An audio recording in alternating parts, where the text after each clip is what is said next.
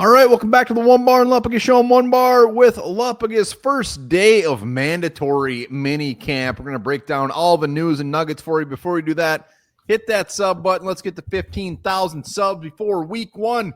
We're close. So if you're watching and you haven't subbed, do her to her.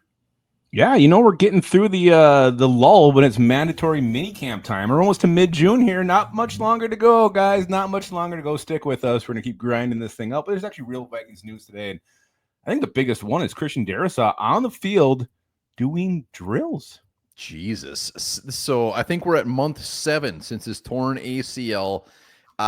Standard like NFL player tears his ACL, it's usually like 9 to 12 months. So we're in early June. He's out there doing drills. Could we possibly see him week 1?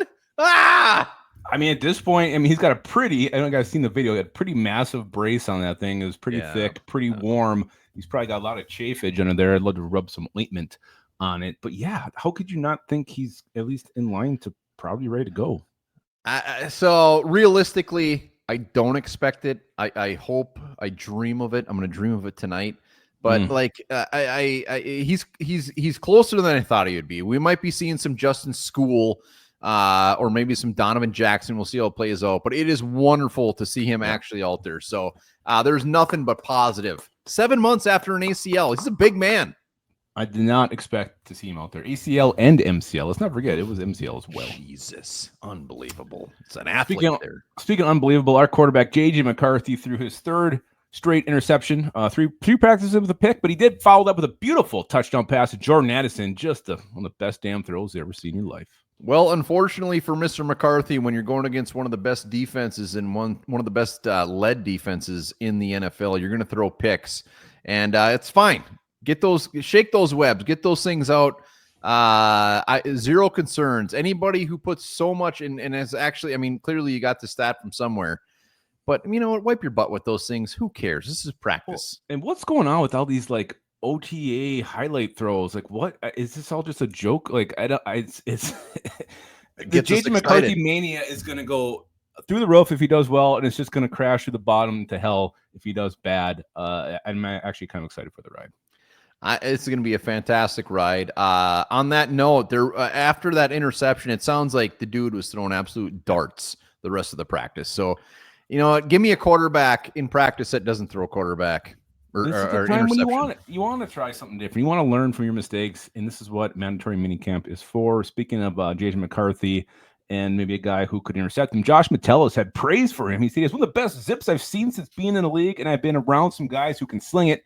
JJ throws the ball as good as I've been around. He can put the ball where he wants to." So high praise from Josh Metellus, who was also in this little news segment because he was asked about his contract status. And he said, "That's between my agent, Drew, and the boys upstairs. I'll let Drew handle that. They understand I'm a football guy first. Right now, I'm focused on getting to the summer and finishing these last 2 days."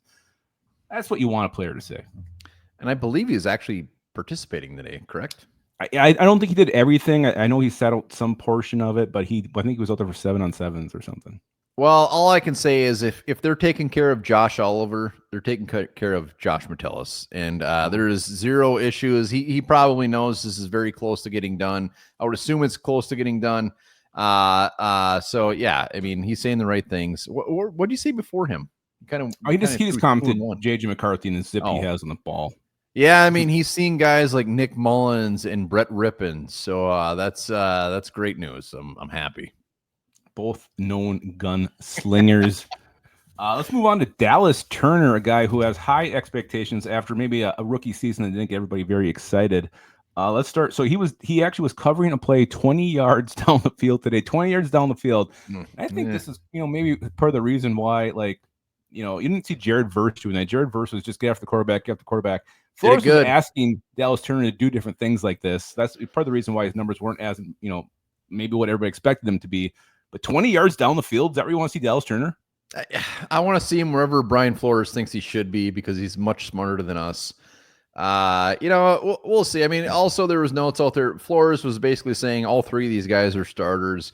He expects Dallas Turner to have a big season, and everybody does. We will see. I'm glad he was in coverage. I hope it was very sticky, but I want him sticking the quarterback on his ass, shitting his pants. That's what I want to see. That's what I want to. Yeah, but Flores said he's much more comfortable, has a high standard for himself, and that's a great place to start. So, the kid's learning, and Flores, he keeps having to do these weird ass things. But who is going to argue with the mad scientist Brian Flores? I'm not going to. Kick the shit I want to see a good sized step this year. I still expect Grenard and Van Ginkel to be the men out there doing it, but I want to see a big step, and we're going to see it because Patty Jones is no longer here. Yeah, and there's one more nugget, and not overly positive, but Justin Jefferson left with the ring finger injury today and didn't practice much. All I'll say is Justin Jefferson can have he could have a total of 5 fingers on both hands combined. He'd still be one of the best receivers in the league. I don't care. He can cut that finger off. He can pull a Ronnie Lott. It'll be. I don't care if I don't care if it's his pinky. I don't care if it's his left toe. If he's got any kind of a nick or boo boo, I don't want him out there on the field for mandatory June minicamp. Yeah, I'll take a nick on the finger than a hamstring injury or something like that. So no concerns. He'll have 113 receptions, 1,500 yards, and probably about 13 touchdowns. It's actually a pretty respectable line you just dropped there. It's a good player. Not crazy. Good player. I love it. Minicamp notes are out. Vikings players are out there ripping shit up, and it's a wonderful time of the year.